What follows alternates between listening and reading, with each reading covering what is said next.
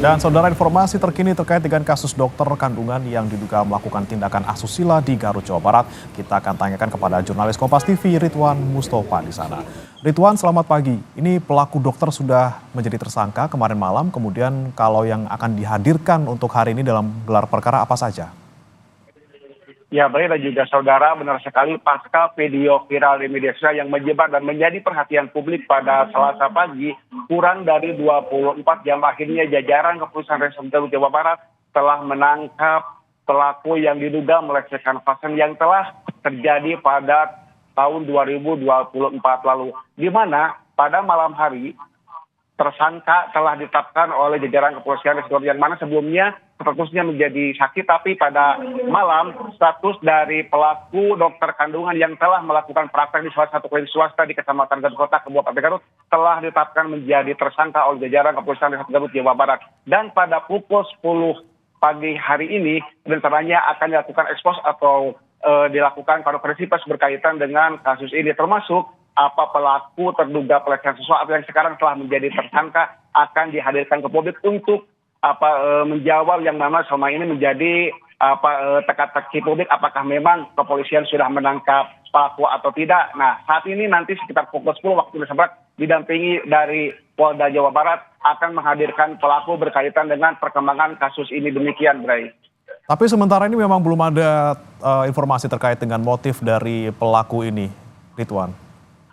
Berkaitan dengan motif, kronologis dan lain sebagainya nanti akan disampaikan oleh jajaran kepolisian pada saat ekspos yang akan dilaksanakan pada siang hari ini di Mapolres Garut. Demikian, dan juga hingga saat ini pelapor atau korban yang melapor terhadap kepolisian Resort Garut jumlahnya masih 2 orang. Padahal saat ini kepolisian masih membuka posko pengaduan untuk melayani apabila ada warga yang merasa dirugikan atau dilecehkan oleh oknum dokter berinisial MSF yang telah melakukan praktek menjadi dokter kandungan di salah satu klinik swasta di Kabupaten Garut selama 2 tahun ke belakang. Demikian, Bray.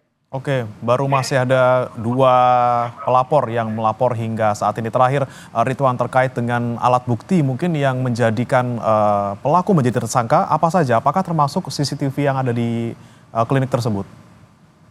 Memang berkaitan dengan CCTV pun ini menjadi salah satu alat bukti yang selama ini diterima oleh penyidik, termasuk kenapa sekarang misalnya pelaku ditetapkan menjadi tersangka. Di sini memang polisi sangat hati-hati untuk menaikkan status dari saksi menjadi tersangka. Tidak hanya sekedar mengumpulkan alat bukti saja, tetapi memang ini pun kepolisian waktu hari kemarin berkoordinasi dan juga meminta rekomendasi dari sejumlah pihak, salah satunya dari Majelis Disiplin Profesi Konsil Kementerian Kesehatan Republik Indonesia, di mana kemarin tim dari Majelis Disiplin Profesi tersebut datang ke Garut, bertemu dengan Kapolres, bertemu dengan jajaran kepolisian dan juga bertemu langsung dengan sejumlah saksi, termasuk dengan pelaku terduga pelecehan. Hal itu untuk mengumpulkan sejumlah bukti untuk menguatkan apakah memang misalkan si pelaku tersebut melakukan pelecehan atau memang selama ini dia dalam melaksanakan tugas sesuai dengan